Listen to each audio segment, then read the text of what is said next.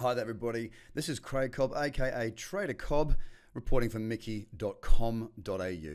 Guys, I wanted to take you through a look at Bitcoin right now because it's quite important to understand what can and can't happen, some of the scenarios that I see as being possibilities, and then how I'm really looking to play them.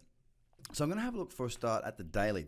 Now, we saw this big pump up a couple of weeks ago on the Friday, and we pulled back into this area that I call the cradle zone, which is in and around that 10 and 20 period moving average. I like to trade from this equilibrium point. As we can see, often when it pulls back into this area, we do see moves. Not always do we get trades, but we often do see moves, especially when we've got a good trend.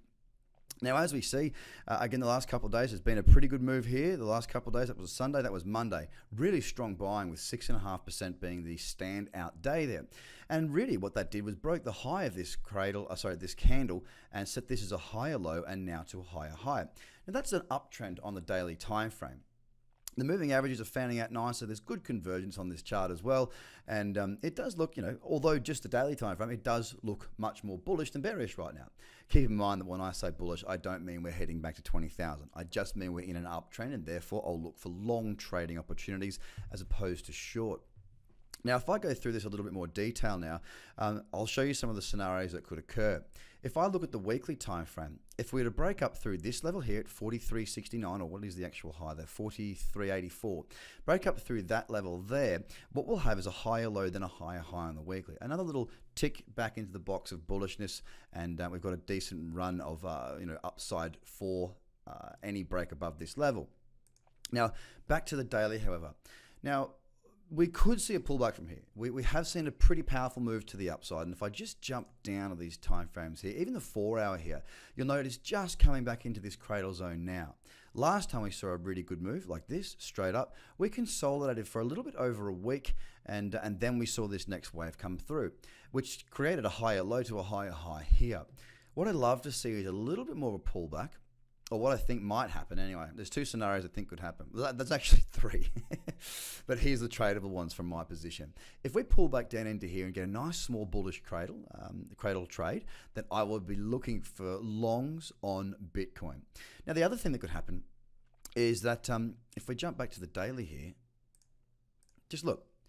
When Bitcoin moves, we're all very aware, especially if you've been around in the period through 2017, that when it does get a move on, it really can move very, very hard. Even if you're relatively recent entering in 2018, you'll have noticed this big drop towards the back end of last year. It was quite a heavy drop, quite significant selling. So this type of move to the downside can also occur to the upside. Now, I'm not saying that because I think it's going to happen right now. That's not the point of my me commenting on that.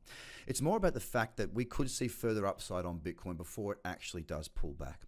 So we'll have to wait and see what goes on. Of course, I know it sounds a bit silly to say, it could go up, it could go down, it could go sideways. I know, I get that. It's just the truth. But I'm trying to paint the picture of the way that I'll look to trade is if we do get a pullback, I need to have a pullback to give me the opportunity to trade. And right now on Bitcoin, if I look at that here, draw in the Fibonacci level and match that with the cradle zone, two ingredients, back into this 50% right around here would be absolutely ideal on the 8 hour time frame. Now, of course, if it doesn't do that, if it does continue to push on and create new higher highs, then I'm happy to move down into the lower time frames and look for little opportunities like we saw back here, a little pullback in, move, pullback in, move. There wasn't so much over here. I'm not suggesting that these were trades. I'm just showing you the sorts of ways that the market can trend on the lower time frames and actually pull back into that cradle zone, whereas the higher time frames are not offering those opportunities. So at the moment, it does definitely look a lot more bullish than bearish out there on Bitcoin. Some interesting occurrences right now. We're just holding at the minute, struggling around that 4,000 mark. It'd be really nice to see either a nice little pullback so that I can get positioned for my long trades, or either we push on and we have to go to the lower time frames. Guys, have a fantastic day, and I'll look to speak to you again very soon. Bye for now.